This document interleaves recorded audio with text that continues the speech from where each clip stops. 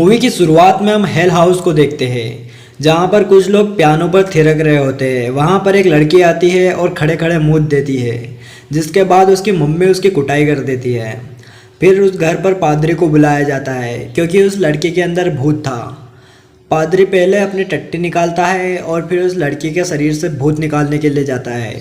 जब वो उस लड़की को देखता है तो पादरी की फटके 4 हो जाती है और पादरी का पाद निकल जाता है। ये लोग भूत भगाने के लिए मंत्र पढ़ते हैं। तब वो लड़की पादरी की ओर इशारा करती है, जिससे पादरी के अंदर की हवस जाग जाती है और वो लड़की पर चढ़ जाता है।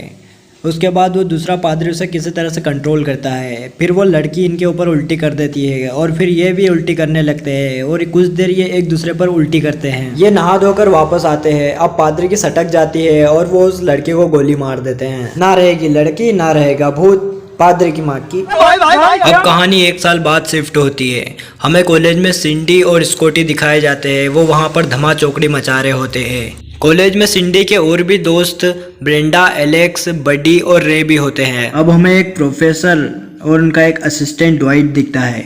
प्रोफेसर को पैरानॉर्मल एक्टिविटीज़ पर एक्सपेरिमेंट करना है और इन एक्सपेरिमेंट के लिए वो सिंडी और उनके दोस्तों को सिलेक्ट करता है। इस एक्सपेरिमेंट का नाम होता है the hell house project. Professor उनसे कहता है कि वो इंसोम्निया यानी स्लीप डिसऑर्डर के ऊपर एक्सपेरिमेंट कर रहा है और उन्हें इस वीकेंड उस भूतिया हाउस में बुलाता है। अब अगले दिन सबसे पहले सिंडी उस घर में जाती है। वहाँ पर एक मुंहफट तोता होता है। सिंडी उससे कहती है, और छोटू? वो तोता कहता है, इस छोटू का जॉनी सिंस से भी बड़ा है। अब सिंडी यहाँ के केयर टेकर हैंसन से मिलती है, जिसका एक हाथ बड़ा ही अजीब होता है। ये सारे काम इसी हाथ से करता है और सब जगह अपने इस हाथ को डालता रहता है। हैंसन उसे अपने कमरे तक छोड़ के आता है। रास्ते में तात्या बिच्छू इसके बम के दम को देखता है। ड्वाइट ने पूरे घर में कैमरे लगा दिए, यहाँ तक कि बाथरूम में भी, ताकि कोई भी पैरानॉर्मल एक्टिविटी हो तो वो रिकॉर्ड हो जाए। अब बाकी लोग भी आते हैं और ये सब लोग डिनर के लिए बैठते हैं। वहाँ पर हैंसन सबको कहता है कि ये सारा खाना उसने अपने ताकत वाले हाथ से बनाया है, जिसे वो हर जगह डालता रहता है।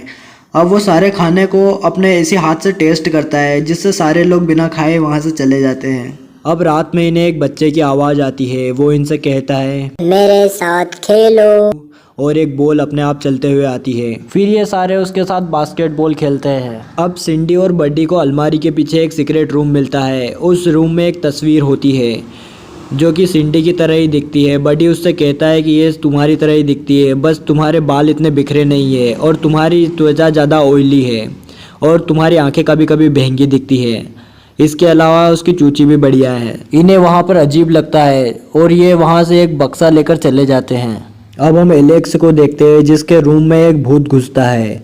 वो भूत उसके मुंह में देता है, आगे देता है, पीछे देता है, दीवार से लटका कर देता है, छत पे टांग कर देता है।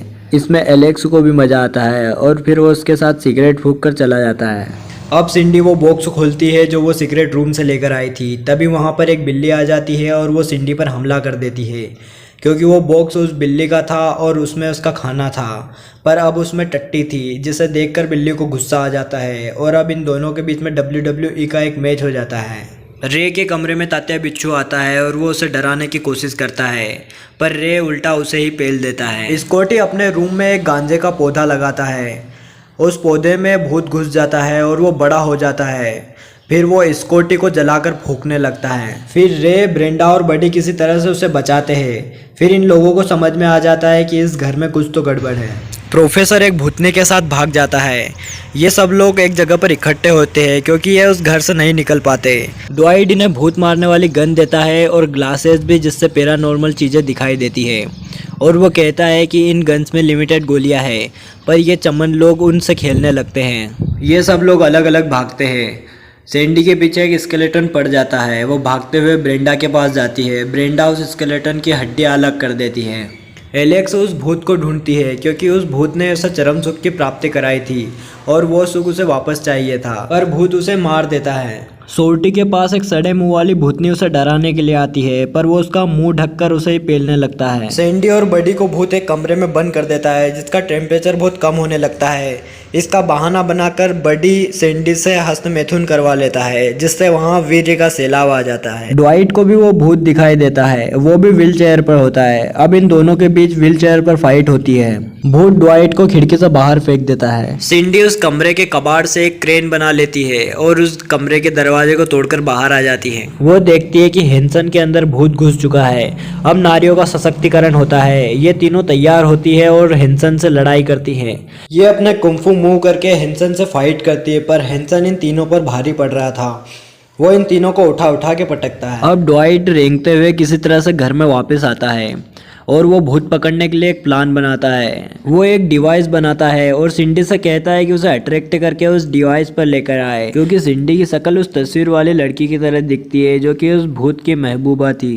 प्लान के अकॉर्डिंग सिंडी उस डिवाइस पर खड़ी होती है। वो भूत भी वहाँ पर आता है, पर सिंडी घबरा जाती है और वहाँ से नहीं हट पाती। तब रे उसे धक्का मारकर वहाँ से हटाता है।